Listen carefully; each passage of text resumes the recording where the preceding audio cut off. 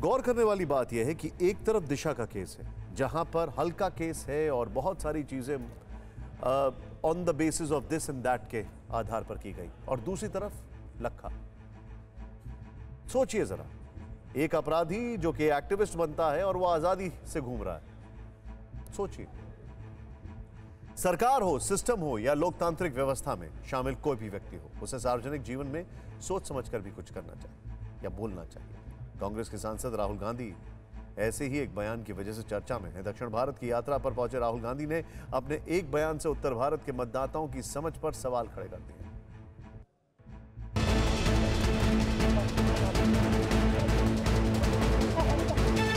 I work quite a lot with farmers issue. पूरे विवाद की जड़ में राहुल गांधी के दो बयान हैं। पहले आपको उत्तर भारत वाला बयान सुनवाते हैं। For the first 15 years, I was a member of parliament in the north. So I had got used to a different type of politics. And for me, coming to Kerala was very refreshing because suddenly I found that people are interested in issues, and not just superficially, but going into detail in issues. It is not just the affection, because affection of course is there, but it is the way you do your politics. If I might say so, the intelligence with which you do your politics. So for me it has been a learning experience and a pleasure. बयान देकर राहुल गांधी ऐसे घिरे कि BJP के बड़े बड़े दिग्गज सामने आ गए। मुझे लगता है हमारे लोगों ने भी दिया है प्रतिक्रिया, और सोशल मीडिया पे पूरी धुलाई हुई है। 33। एक बात, मैं पॉलिटिकल क्वेश्चन यहाँ नहीं लेता हूँ, लेकिन ये सवाल ऐसा है कि आज मैं बोलूँगा। आप नॉर्थ ईस्ट जाते हैं तो कहते हैं मैं ताजी हवा में आ गया। आप दक्षिण भारत जाते हैं तो आप कहते हैं कि केरला का माहौल उत्तर से अलग है।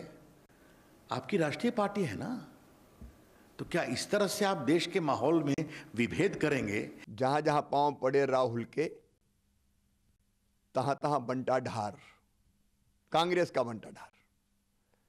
पहले उत्तर कांग्रेस मुक्त कर दिया, अब भैया दक्षिण की तरफ चले हैं।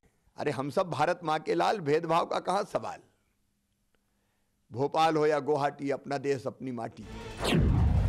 राहुल गांधी 15 साल अमेठी के सांसद रहे हैं, यानी उन्होंने उत्तर भारत वाले बयान में बिना नाम लिए अमेठी का ही जिक्र किया। 2019 में उन्होंने अमेठी और वायनाड दोनों जगहों से चुनाव लड़ा और अमेठी में हार गए। आंकड़े कहते हैं कि 2014 से 2019 के बीच राहुल गांधी 17 बार अमेठी गए, जबकि पिछले 20 महीनों में वो 9 बार वायनाड जा चुके हैं। बीजेपी का आरोप है कि राहुल ने जानबूझकर अमेठी की अनदेखी की।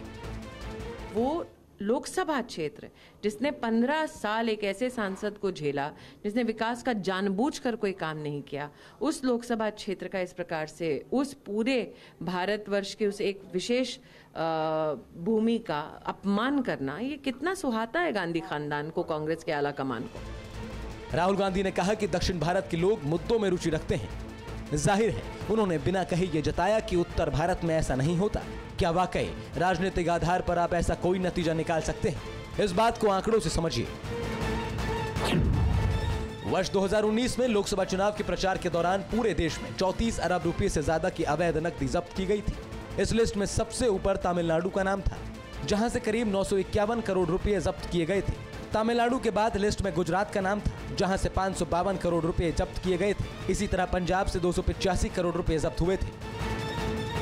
राहुल गांधी ने कहा कि उत्तर भारत के मुकाबले दक्षिण भारत में मुद्दों की समझ ज्यादा है। हम फिर एक बार तथ्यों के ही जरिए इस बयान की पड़ताल करेंगे। ये तमिलनाडु ही था जहां करुणानिधि ने मतदाताओं को चश्मा और साइकिल रिक्शा बंटवाना शुरू किया। एमजी रामचंद्रन ने धोती और चप्पल के साथ इस परंपरा को आगे बढ़ाया। जयललिता के जमाने में मतदाताओं को अम्मा सीमेंट तक ऑफर किया गया, जो कि स्मार्टफोन से लेकर 4G कनेक्शन तक पहुंच गया। लेकिन मजेदार बात तो ये हुई कि उत्तर और दक्षिण पर हमारे सवाल का जवाब देने के लिए कांग्रेस के नेता ने जिस कहावत का इस्तेमाल किया वो उत्तर भारत की है। एक कहावत है उत्तर भारत में, सूप बोले तो सूप बोले, चलनी बोले जिसके 72 छेद। शर्म करनी चाहिए भाजपा को। राहुल गांधी जिस दूसरे बयान को लेकर विवादों में है वो मछली पालन मंत्रालय को लेकर है। The farmers have their ministry in Delhi. You don't have a ministry in Delhi. No one speaks for you in Delhi. So the first thing I would like to do is have a ministry dedicated to the fishermen of our country. Kerala से पहले पुडुचेरी में भी राहुल गांधी ने कहा था कि केंद्र सरकार ने मत्स्य पालन के लिए अलग से मंत्रालय नहीं बनाया। जाहिर है सरकार ने इस पर सख्त आपत्ति जताई। ये डिपार्टमेंट है, 20,000 करोड़ से ऊपर का निवेश का इस साल का प्रस्ताव है।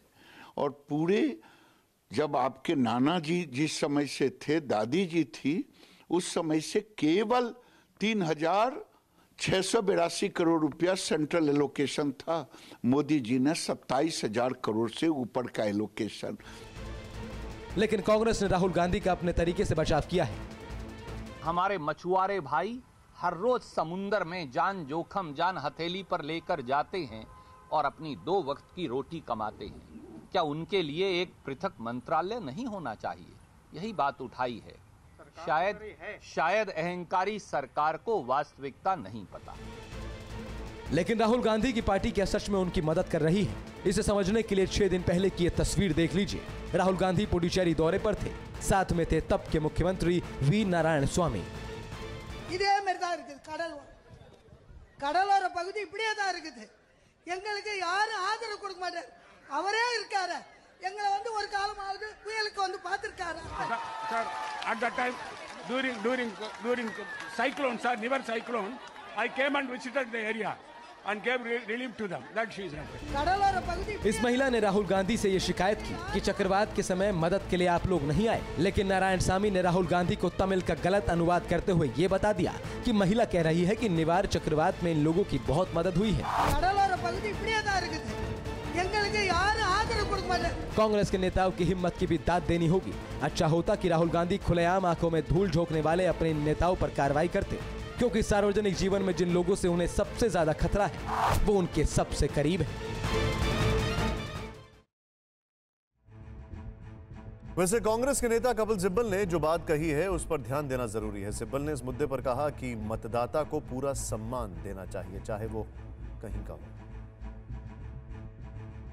मतदाता को सब समझ है, चाहे वो साउथ का हो चाहे वो नॉर्थ का हो। तो मैं कोई व्यक्तिगत रूप पे कोई टिप्पणी नहीं करना चाहता, लेकिन हमें मतदाता को कहीं का भी हो उसको पूरा हमें रिस्पेक्ट देना चाहिए। कांग्रेस नेता आनंद शर्मा से भी राहुल गांधी के बयान पर सवाल किया गया, जिस पर उन्होंने कहा कि इसका स्पष्टीकरण तो राहुल ही दे सकते हैं। आपको बता दें कि आनंद शर्मा और कपिल सिब्बल कांग्रेस के उस ग्रुप 23 यानी 23 नेताओं में शामिल हैं जिन्होंने पिछले दिनों लोकतांत्रिक तरीके से कांग्रेस अध्यक्ष के चुनाव के लिए आवाज उठाई थी। फिक्र की बात यह है कि केंद्र की राजनीति में विपक्ष अपनी भूमिका शायद कमजोर करता जा रहा है। देश की सबसे पुरानी पार्टी कांग्रेस की हालत यह हो गई है कि वो लोकसभा में प्रमुख विपक्षी पार्टी तक नहीं। और तो और कांग्रेस ने गुजरात के सूरत नगर निगम में भी विपक्ष की कुर्सी गंवा दी है। लोकतंत्र के लिए विपक्ष का भी मजबूत होना जरूरी है। हम चाहते हैं कि कांग्रेस इस बात को समझे।